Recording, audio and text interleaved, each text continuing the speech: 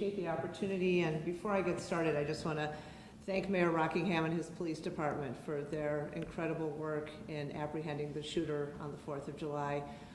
You gave great comfort to a city that was in hiding and absolutely panicked. So thank you, and please share that with your police force. They were amazing. Thank you. Thank you. Thank you. So good morning, Chair Hart and members of the Lake County Board. Thanks for inviting me to discuss what happened in Highland Park on the 4th of July and how we all must work together to stop gun violence. My name is Nancy Rodering. I'm the mayor of Highland Park, and we're represented on this board by Lake County Board member Paul Frank and Paris Park. Thank you for your representation.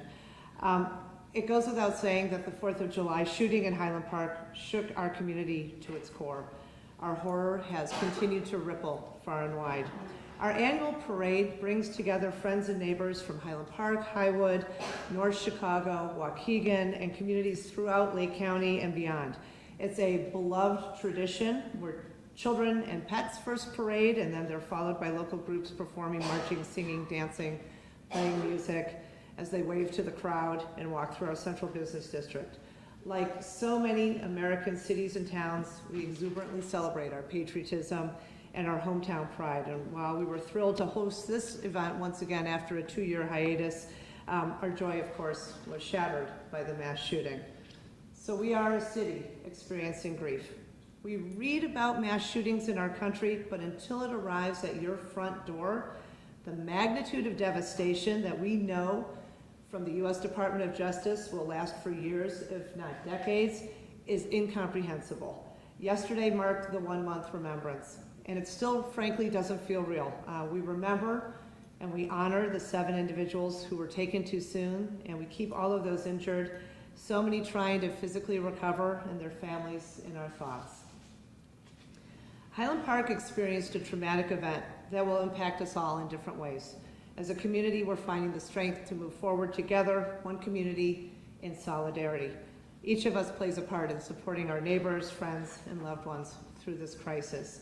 And our recovery, we know, is going to be awkward and it's going to be daunting as we approach milestones and transitions individually and as a community, including how do we acknowledge the day, the month, the year remembrances, the changes in seasons, annual events, holidays, and more.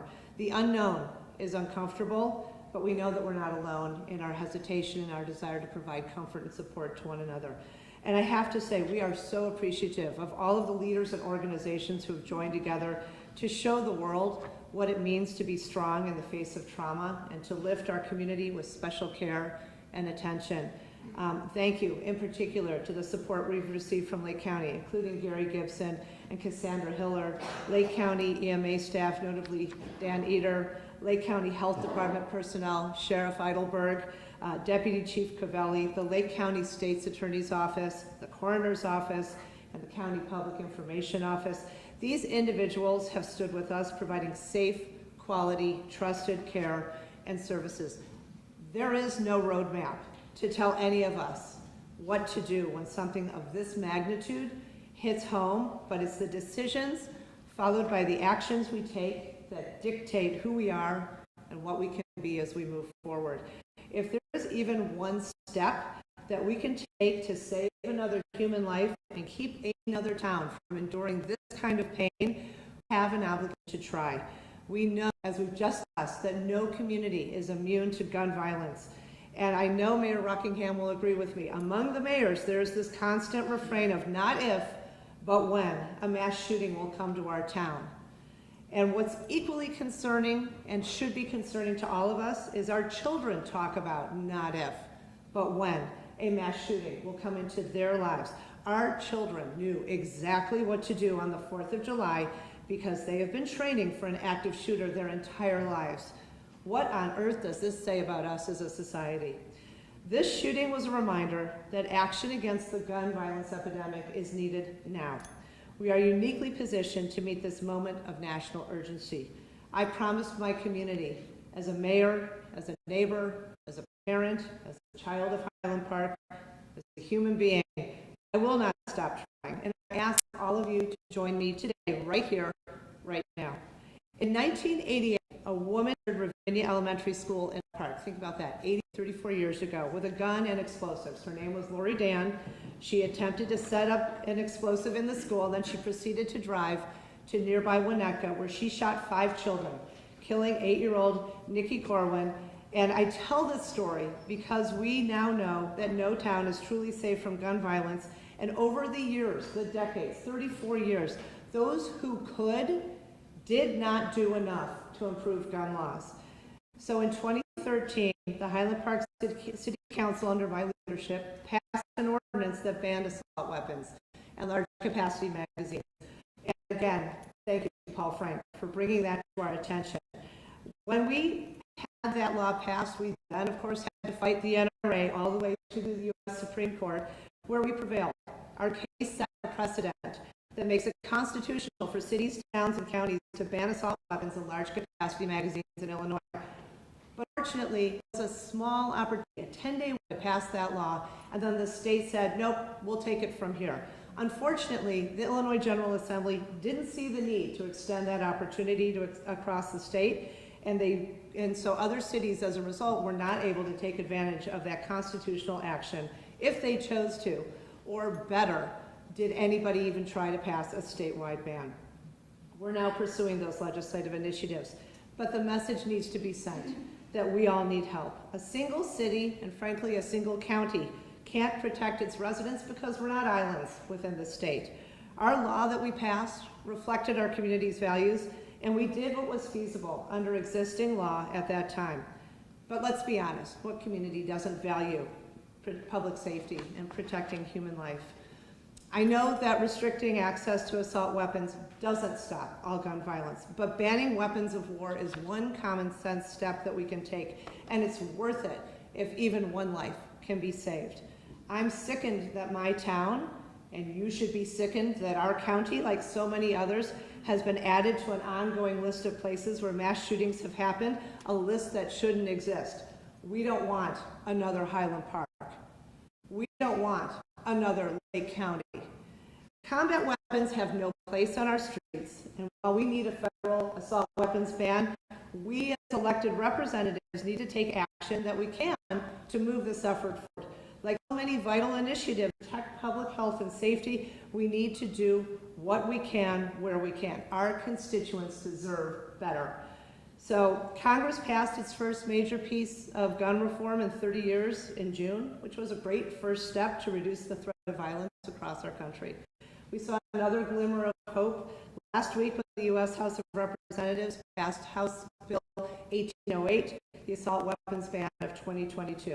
That bill now moves to the Senate, where we have 2 terrific Illinois champions in Senator Dick Durbin and Senator Tammy Duckworth. But this is a long process, and we don't have time to wait. So you may not know, or maybe you do, Cook County has an assault weapons and large capacity magazine ban, and it's been for you. Now is the time to act. You can take another step forward in saving lives, and I ask that we add the voices of Lake County and officially pass a resolution supporting both a state and a federal law that will ban assault weapons and large capacity magazines. The debate shouldn't be about whether we're burdening lawful gun owners with new regulations. The debate should be about whether we are taking common sense steps to save even one life from gun violence. So I've been having conversations with neighbors, with the Illinois business community, with local clergy, representatives of all levels of government, Governor Pritzker, and our federal representatives and agencies. And I'm encouraged that these leaders share the values of our town, recognizing that protecting the safety and well-being of every human life is paramount, and understand that we as a community are scarred. They stand with Highland Park, and they're already helping us navigate a path forward. I know each and every one of you understand the necessity that we need your action, and we need you to join us. And I thank you for your time today. Thank you.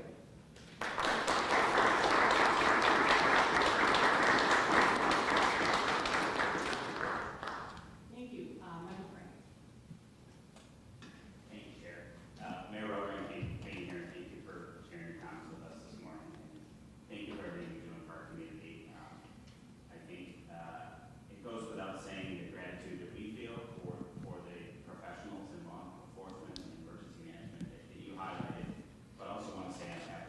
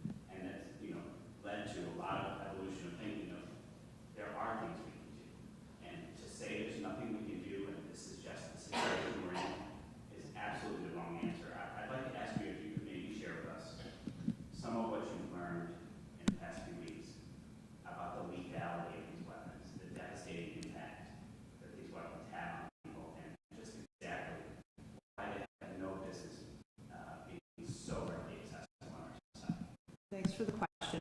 When I testified before the Senate Committee on the Judiciary, we had an expert who was a former of the military, could speak to the specifics of the ballistics. But suffice it to say, the velocity and the power that comes from these weapons, coupled with the speed, the ability to shoot, in our case, 83 rounds in under a minute, the devastation to human bodies, that's what they're designed for.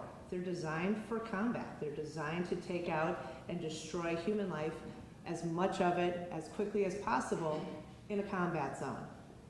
The main street of Highland Park on the 4th of July looked like a combat zone after the shooter was done, after 1 minute. And so when we hear the story of 8-year-old Cooper Roberts and read about a severed spinal cord and a shredded esophagus, a ripped liver, and he's alive, and what his rehabilitation is going to take, and a Sheila Gutman, who is still working to make sure that her foot will be able to function on her body after being shot in the ankle. These are horrible injuries.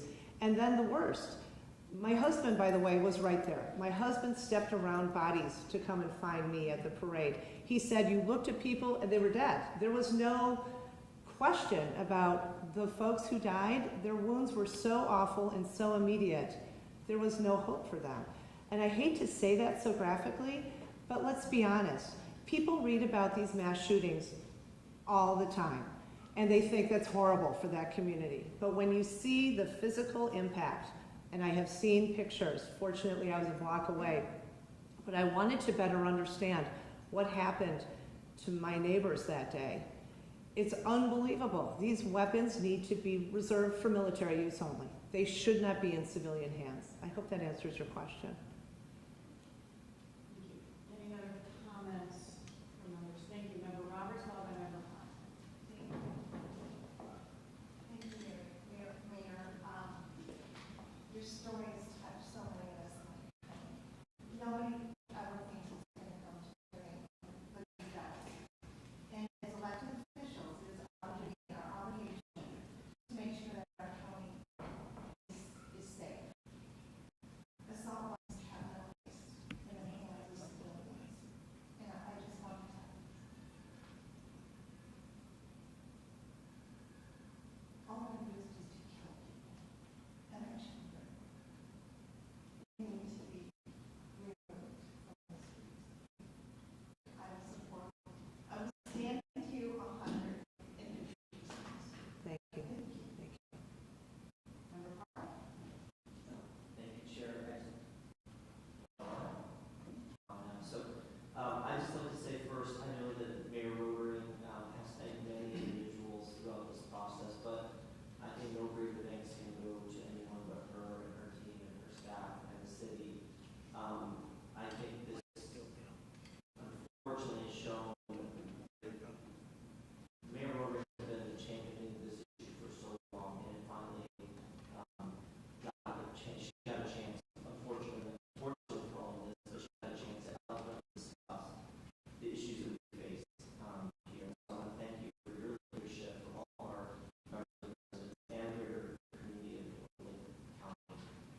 I will support it. I think this here solution.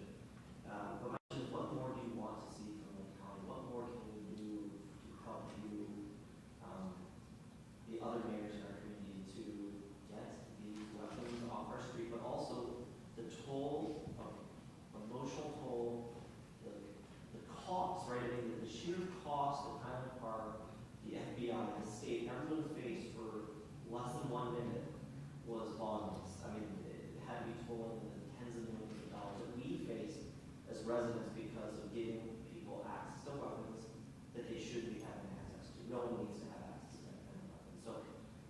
So, my bottom line, what can we do more for you? I appreciate the question, and I appreciate the way you phrased it.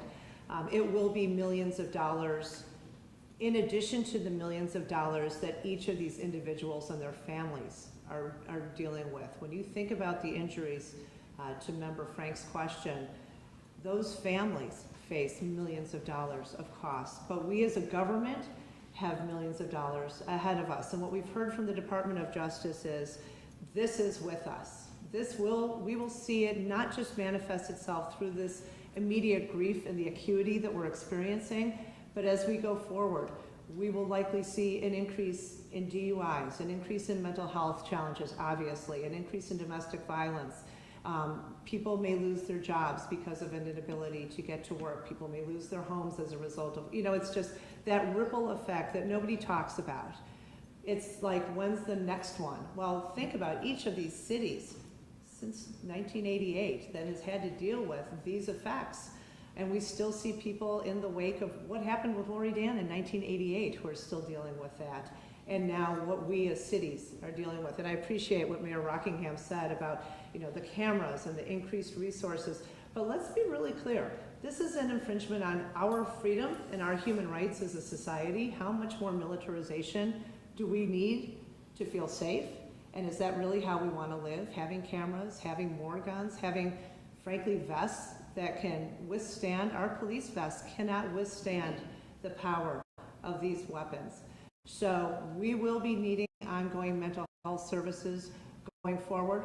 What else can you do? Please, let's talk to our state reps and our state senators and say to them, we need to ban these weapons at capacity scenes in Illinois, and then take it that next step further.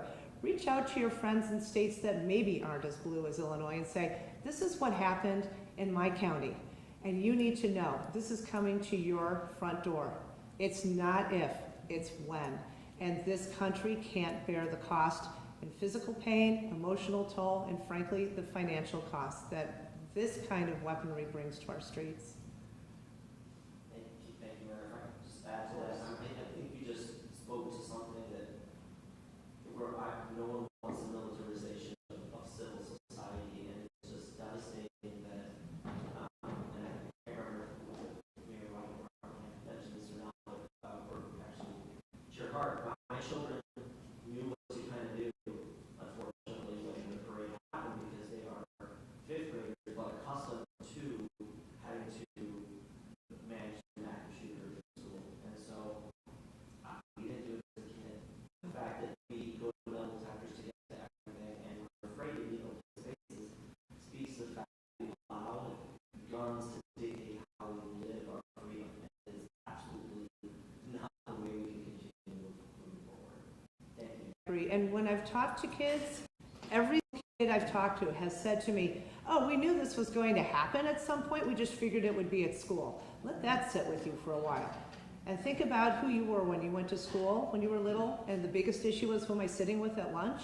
And these kids are thinking, where's the escape route out of this classroom? And then as I'm walking through the hall, what do I do if there's an active shooter? It's unbelievable to me that we've allowed this to become part of who we are as a society. And we are, this is in the United States. Thank you. We have member Altenberg, followed by member Simpson. Thank you, Chair. Nancy, we can't say enough about your leadership in Highland Park. I want to echo a lot of what member Carter said. You're incredible. You are the leader that Highland Park needed at this moment, and I applaud all of your efforts and your team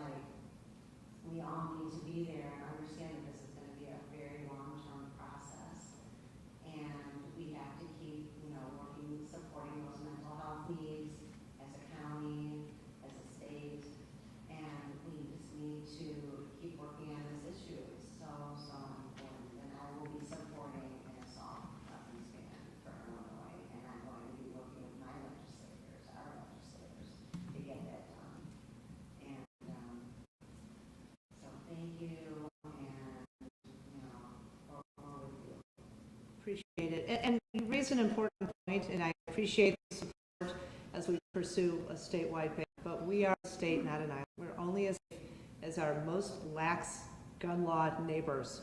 So let's work on all levels as much as we can, as quickly as we can. Thank you. Thank you. And before I go on with a list of folks who want to talk, I just want to say, please don't apologize for speaking graphically about what happened in your community. I, for one, believe that that's what it's going to take, is for us to speak about what it looks like. You know, I remember, I don't remember I was alive, but I've certainly read about, you know, the turning point in public opinion when Emmett Till's brave parents said, show people what happened to my son. And that's the turning point for people to say, something needs to be done here, right? And I think speaking graphically is the step in that direction. I think there's a reason why people needed to wait to know if their children were one of those who were murdered, because they needed to do DNA testing in some cases because of the weapon that was used to impact the child. And I just want to thank you for making the point, which maybe not everybody knows. You know, our law enforcement is out there, and they've got Kevlar vests and maybe helmets. One of the things that Senator Duckworth said when we were in D.C. was these weapons go right through them. Right through them. You spoke about that again. I think that's really important for us to remember. We need to keep our first responders and law enforcement safe, and how do they stand a chance against these types of weapons? So thank you. So I have Member Simpson, followed by Member Williamson. Thank you, Chair Clark.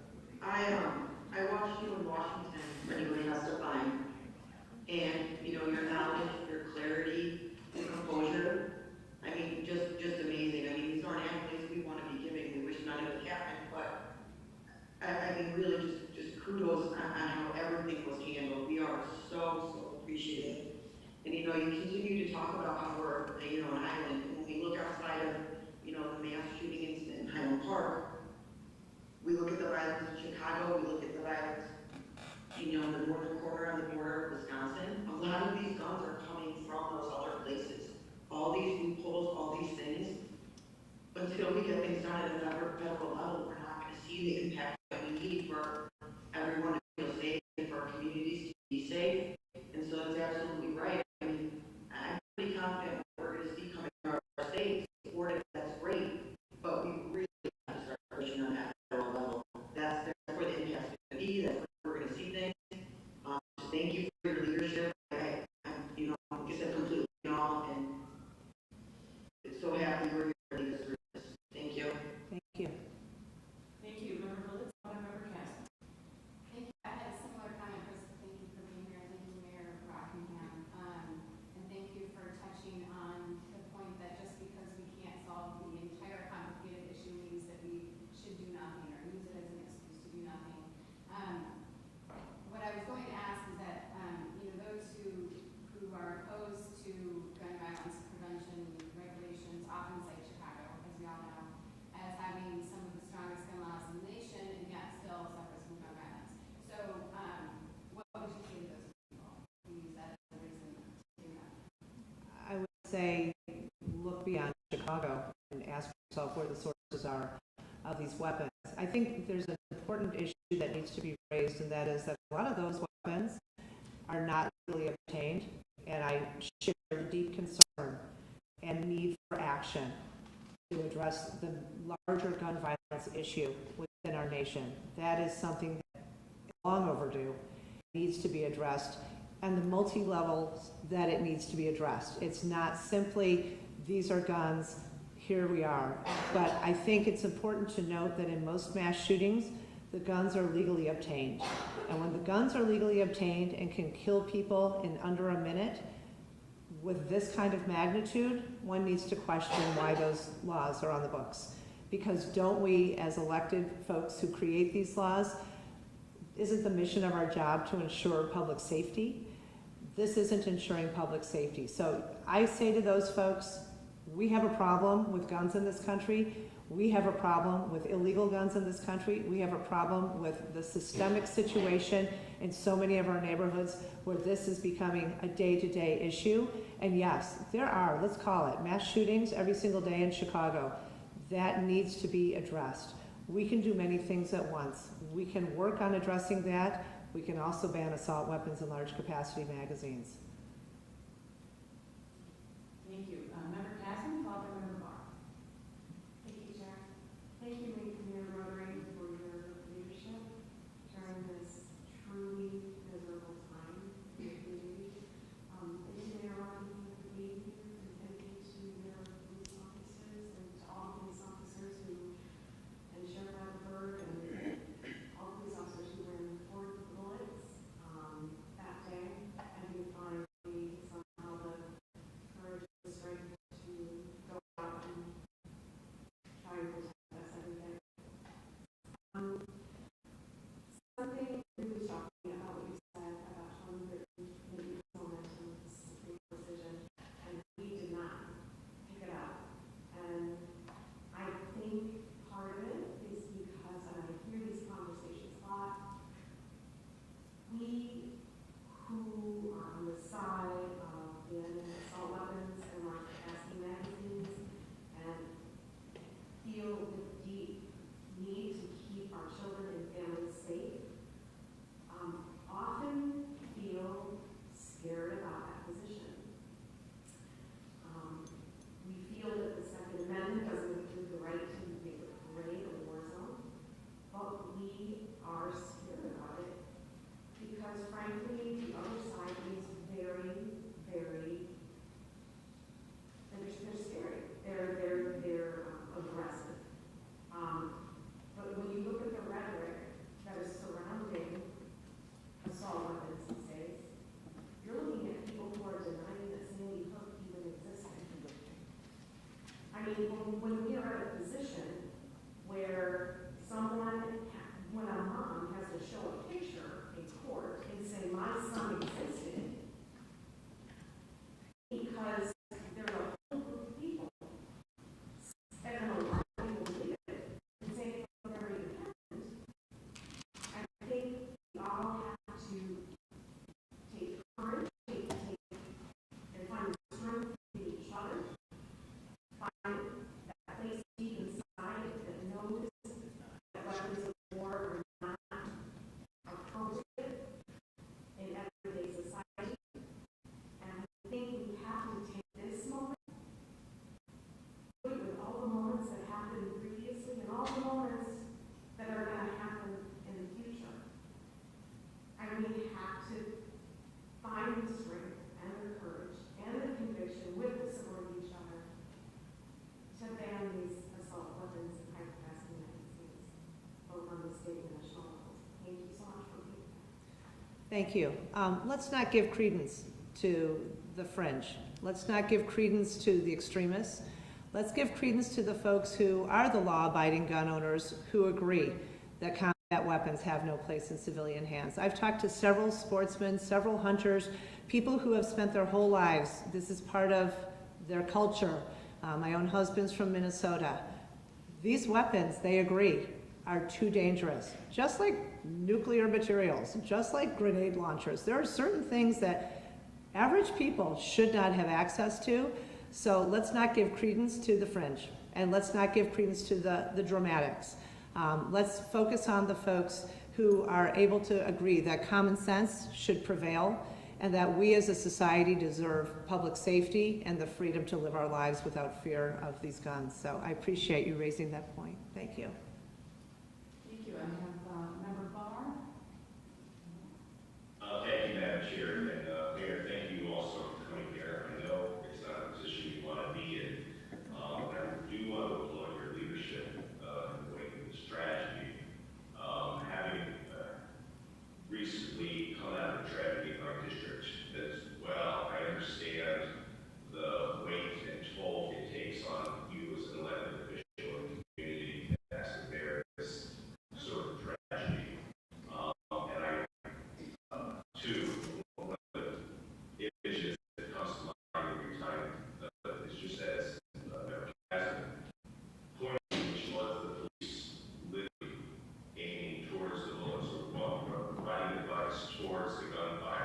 not even trying to seek cover, just showing pure courage, pure desire to protect the community. And they received applause for that in the community, but it can't be said enough how much we all appreciate that. I have to say that watching you in the wake of the tragedy has helped me quite a bit. It's helped me start to think about the commonality between what we all want, the commonality of cause. We all want safer communities. We all want safer existence. We all want to be free to be able to live our lives without fear of these tragedies happening. I too watched some of your arrests in Washington, and I appreciate your time to do that and all the research you put into it. We are in a society where we're seeing more and more nonsensical violence, period. It's been happening at an increasing rate for the better part of 3 decades, if not longer. And we see just before the July 4th tragedy, Waukesha had a tragedy with equal number of lives lost, even more people injured. Uvalde happened not long ago. Buffalo happened not long ago. There appears to be a decay in man's humanity towards man. It's just, it seems to be epidemic in our country. I don't think any of us know the entire cause, but I think we can all agree that there's more of a common denominator that we need to identify. But even if we were to get rid of every gun, every legal or maintained gun, we know there are going to be guns that come into society, right? Localized bans have a very limited effect. In fact, some could argue that a localized ban makes the community more susceptible to a negative outcome.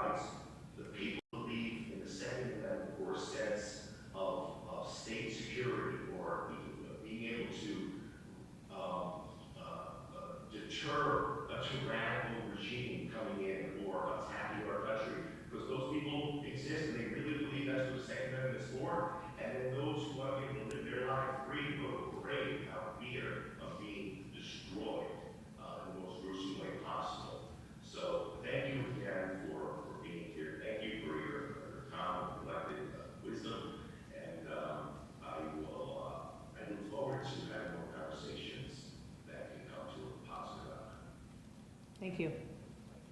Thank you. Member Wilson? Thank you, Chair.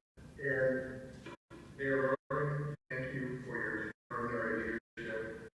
We are all breathing with you, but we all want to work on this issue so that we are hopefully making this climate of fear throughout the county and our country, each other. So I want to circle back to a comment made earlier on the need for mental health services. And I wanted to know how Lake County, specifically the health department, might provide more services in this area, perhaps crisis intervention. I'm not sure how to help, but how could you? Thank you for asking a very vital question of the moment. I appreciate it, Member Wasik. So we are counting on, for the most part, Family Services of Lake County to provide our mental health care to those who are in need. And let me first say that the United Way's 211 program is absolutely critical and vital, and we're so appreciative of all the work that they're doing in both steering people towards mental health care, but also other services that might be impactful. They're really helping with that triage. You know, it's one of those things where I don't know how long we're going to need these resources, but let's be clear, who doesn't benefit from having more resources put into mental health care? So appreciate what the county is doing. To Member Barr's point, sure, let's make sure that those who need mental health care have access to those services. In terms of the county's budget, we appreciate whatever you can do to help us and support us as we move forward, and what's going to be a multi-year, if not lifetime journey for those in our community who are impacted by this. Thank you. And thank you for that. And I don't want to conflate the issue of active shooters with mental illness, because that connection is never clear, and you can't always assume that we know what's in their minds and their souls. So I want to make that very clear, but if there are any specific crisis intervention measures that you can suggest for anybody from Highland Park or any member of our crisis management teams or our police or people that are to be first responders on this, please let's work together on this, and we look forward to working with you. And I support the assault weapons ban. I don't think these weapons of war have any place in the streets, and we're all working towards the same goal. We want to have safe communities. We want to have our schools to be safe. We want our employees to be safe, so that we don't have to be looking around all the time when we're marching on our parades and wondering what's going to happen. So thank you for your great leadership, everyone in Highland Park, for that matter, our all first responders here with you. Thank you. Thank you. And I do want to highlight the Sheriff's Office and the State's Attorney's Office is doing tremendous groundbreaking work in this area. I want to thank them and share our appreciation for the unbelievable job that they're doing. And I appreciate that you are recognizing that in addition to providing mental health services, we also can ban assault weapons. That is a great first step. I urge everyone here to take a look at President Biden's Safer America plan. It was announced a week ago, and the fact sheet came out yesterday. They talk not only about banning assault weapons, but also violence disruption and services that are needed to get us to a better place for a safer America. I obviously have a focus today on urging all of you to support our work against assault weapons and large capacity magazines.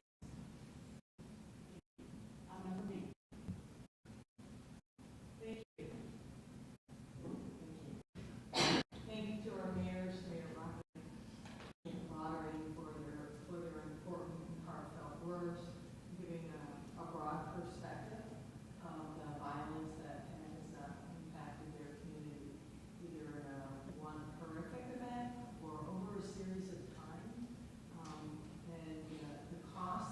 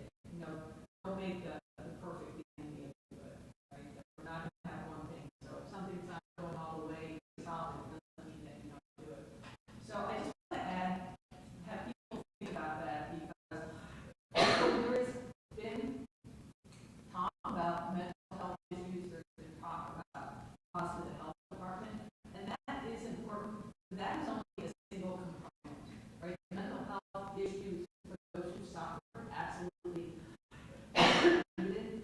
But in terms of, as my colleague said, as an intervention, it can be a point, but we need to understand that there are many causes, and I just want to make sure that all of our focus is not, oh, we have to look at this as a mental health crisis. There is a mental health crisis, and violence, right? There's a lot of issues. There is a Venn diagram of intersection between mental health issues and violence. It is also important to keep in mind that those who suffer from mental illness are much more likely to become victims of violence. And so I don't want us to forget that. So everybody has said good points. I just wanted to add 2 points. This is a global issue in terms of many different factors that are important. And there's not a magic solution. I'm not going to use the phrase people like, actually it came from virus work. They used to call it the magic bullet. That's not the phrase we want to use, but it was meant for antibiotics. There's not a single solution. There's not a single cause, and there's not a single solution. So it's important that we keep our minds, as my colleague, member Barr said, keep our minds open and be willing to look at solutions and chip away at a problem that wasn't created in a year. It's not going to go away in a year. It doesn't mean that we don't work at it. And there may be types of solutions that we're not used to thinking about. And so I ask all of us to keep our minds open for those sorts of things. Thank you. Thank you, Member May, and I appreciate your highlighting the issue of mental health and mental illness, but let's be really clear, and we know you use the word global. Globally, we know this is an issue that countries are challenged with throughout this world. Only the United States is just an assault weapon in the hands of civilians. Yeah, please. I meant global in terms of a broad sense. I didn't mean it in terms of. And I'm not. Excuse me. So I meant it in that broad sense. So I wasn't trying to make it another thing. I said I agree with you on a lot of those things. Okay. Well, thank you. Thank you. And I really appreciate this conversation about mental health. I think there is such a stigma around seeking out mental health that I think little by little we're chipping away at it. So we also don't even know if there's a growing mental health problem. What we are finding is that more people are seeking out mental health, where anecdotally, I can't speak to research on it, but that people have said, you know, I wasn't confident or comfortable coming out and getting mental health. And remember me, I appreciate what you're saying. There's a study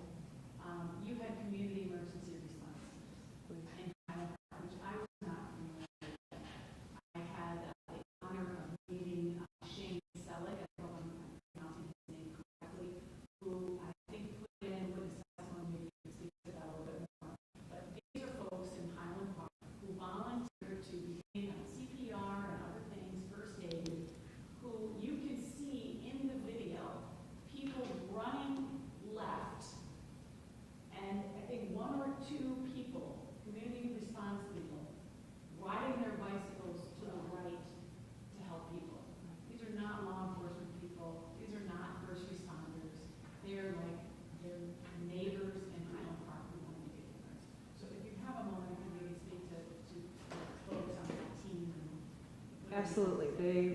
They are neighbors, they are volunteers, they were fortunately trained in addressing and responding to a crisis such as a mass shooting.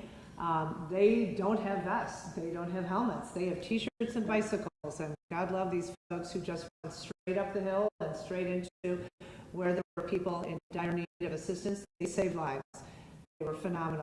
Now here's the interesting part. People would think, woof, I'm never going to do that again. Not true. 67 people have signed up, trained as community as emergency response team members. So that says a lot about our community, and it says a lot about the impact of our CERT team. They were phenomenal.